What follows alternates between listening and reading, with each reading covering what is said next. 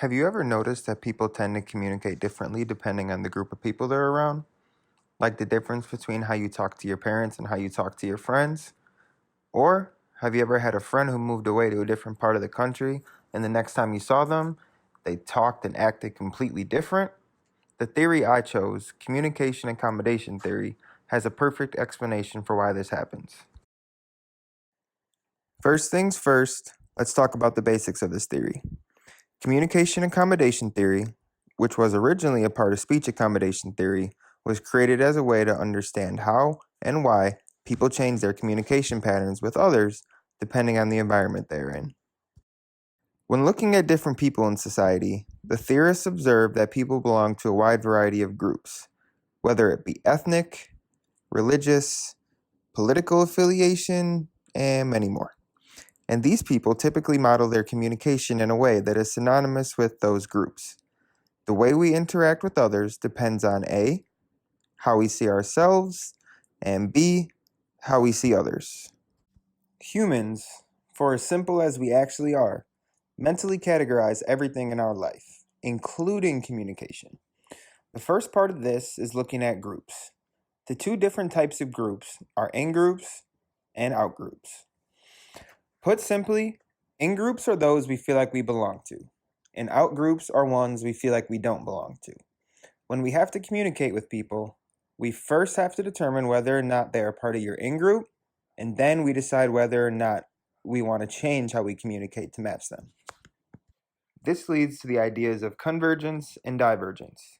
Convergence is when a person decides they want to fit in and become a part of their conversation partner's in-group so they match their communication patterns.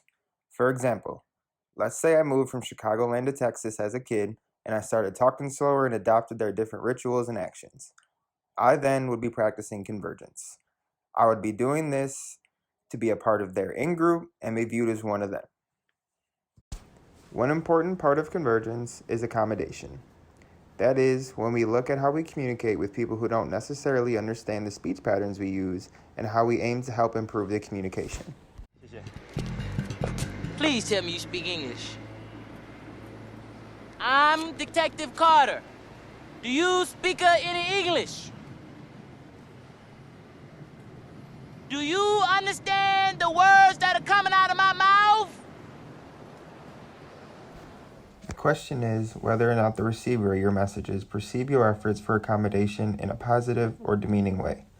Obviously, the scene from Rush Hour was an exaggeration and would likely be considered offensive, but these types of situations come about every single day. A group of 6 academics sought out to get a further understanding of this exact situation. In this study, researchers took a look at how native English speakers modified their speech so that the non-English speakers could understand them, and then they looked at how the non-English speakers perceived their efforts. This study found that generally, non-English speakers perceive speech accommodation positively. The next part of all this is divergence. When practicing this, the person who is doing the communication doesn't feel the need to fit in, so they continue communicating their original way. This could be for multiple reasons too. One person can simply choose to keep their ethnic identity, so they choose to communicate like they do with people in their own culture. Another person can feel their social status is different than the person they are talking to, so they don't feel the need to change the way they're talking.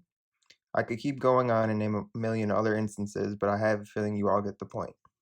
So to use my earlier example, if I moved to Texas and thought to myself, nah, they talk funny and act weird, I'ma just keep being me, I would be practicing divergence. This idea of communication accommodation doesn't only apply to speech, but also how we choose to communicate. A study by Joshua Parcha is a perfect example of this. In this study, he looked at different ways in which educators look to improve the teacher-student relationships and how to gain more of a buy-in from students. The educators found that the students react more to content they see on social media, such as Twitter, so the educators started to use social media in ways that the students will engage. So there we are. That is the quick rundown of communication accommodation theory.